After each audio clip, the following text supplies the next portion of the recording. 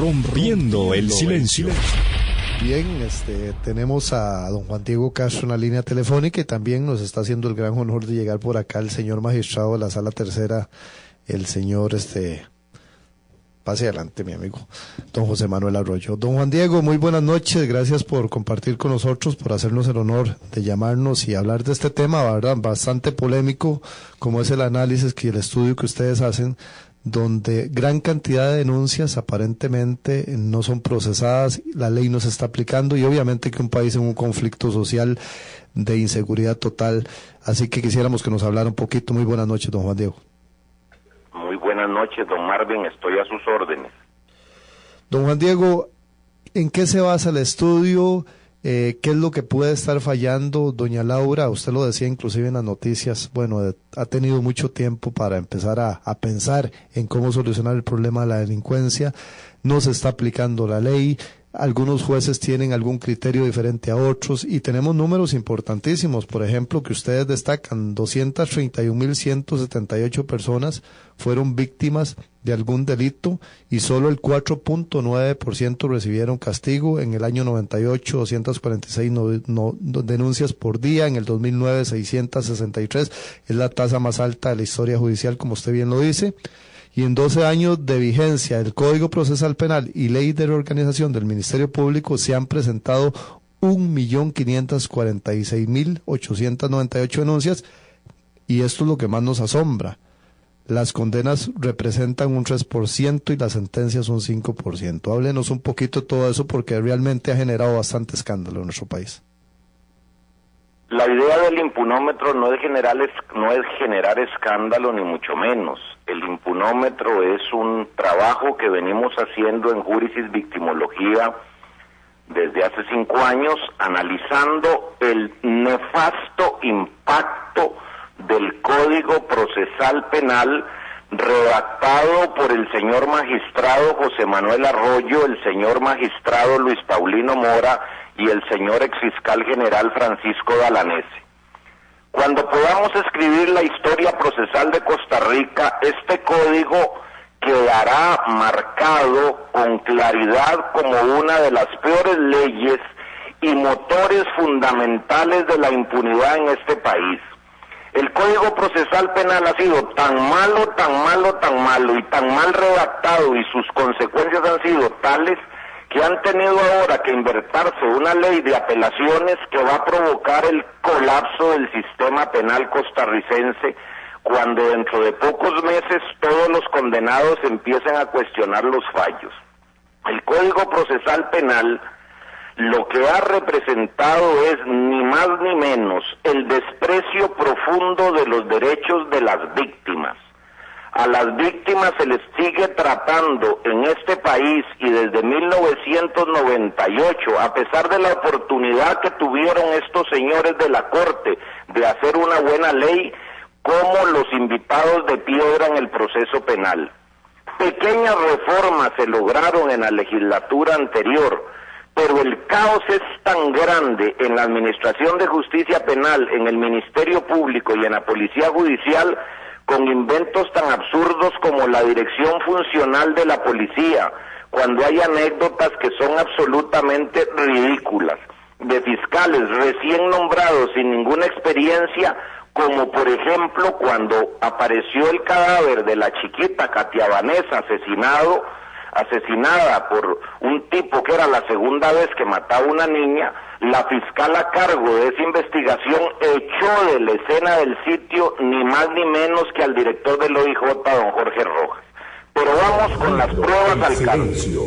¿De qué ha servido este Código Procesal Penal si los índices de impunidad que ha tenido Costa Rica siguen incrementándose aceleradamente? Me llama mucho la atención que la Sala Tercera, la Comisión de Derechos Penales, el magistrado Arroyo y toda la Corte guarde silencio frente a estos números.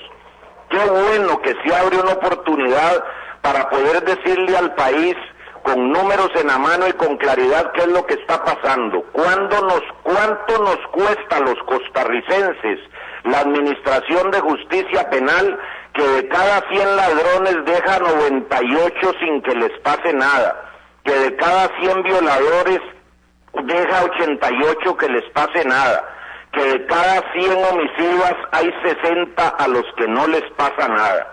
¿Cómo se ha disparado la infracción a la ley de psicotrópicos y la respuesta judicial es nula?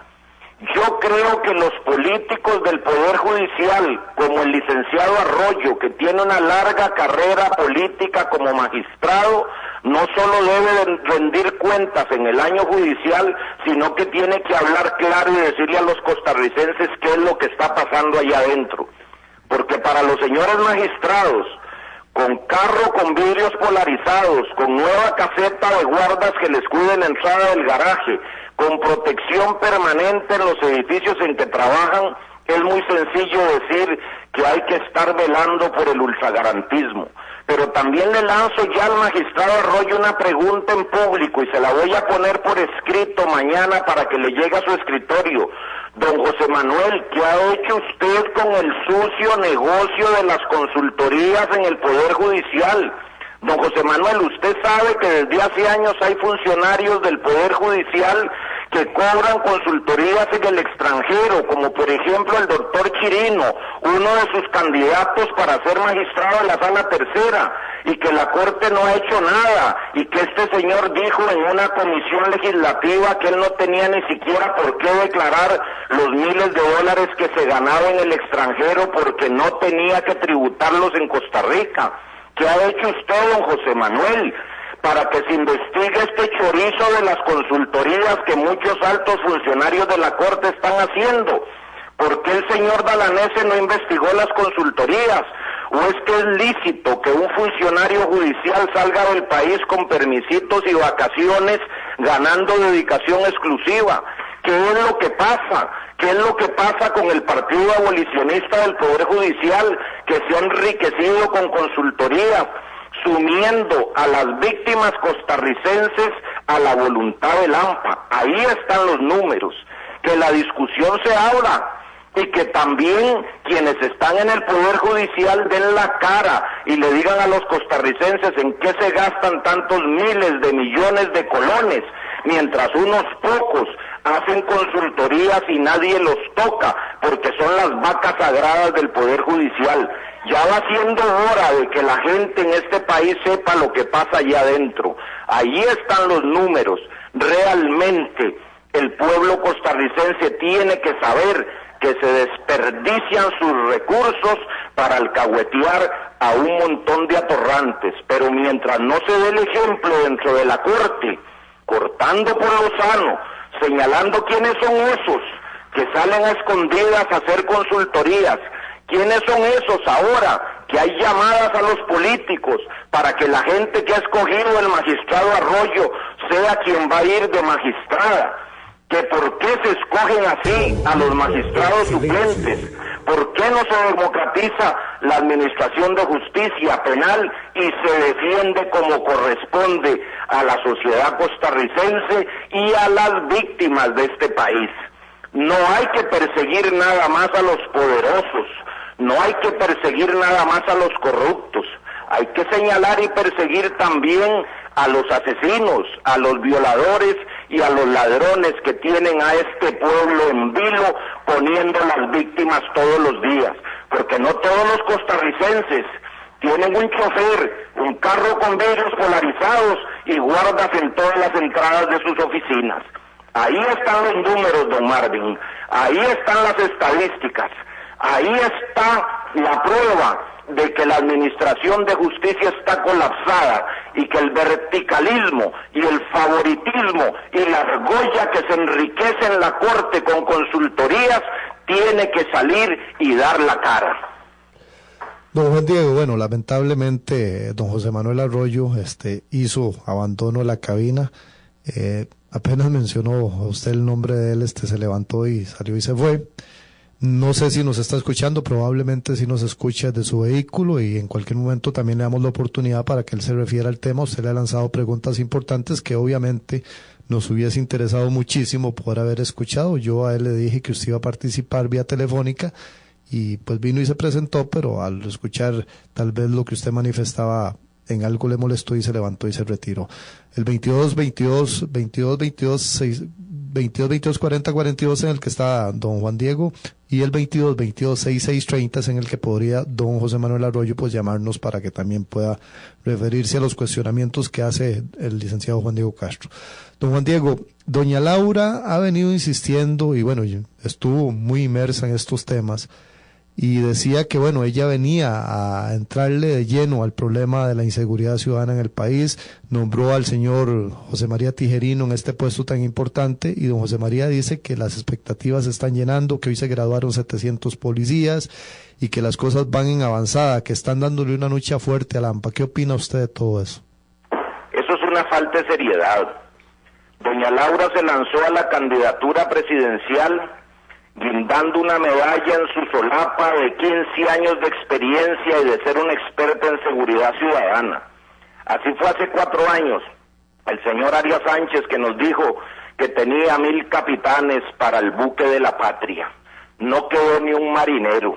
Nos entregaron a Lampa, nos entregaron a la mafia, y ellos son los privilegiados que no tienen que preocuparse que les asalten, que les roben el celular, que les maten un hijo, que les violen una hija, porque tienen la suficiente protección y seguridad para que eso no acaezca. ¿Cómo es posible que un ministro de seguridad se tome 100 días de trabajo de escritorio con el aplauso y la venia de sus ex clientes del diario La Nación, que lo protegen y que lo levantan y que ni siquiera lo critican? ¿Cómo es posible que un señor que fue fiscal general, que fue consultor internacional como doña Laura, ni siquiera tenga que decirle a este país, sino que de vez en cuando sale ahí con una pequeña cosa y una página en La Nación donde lo aplauden? El pueblo costarricense es el que pone los muertos, no son los políticos, no son los ministros, no son los diputados, no son los magistrados. Es la sociedad civil la que está poniendo los muertos por un celular, por unas tenis. Y aquí lo que hubo en los últimos 7 años fue la persecución a los políticos. Con razón o sin razón, no los defiendo, pero el fiscal general y la Corte se olvidó de todos los ladrones que le hacen la vida imposible a los costarricenses.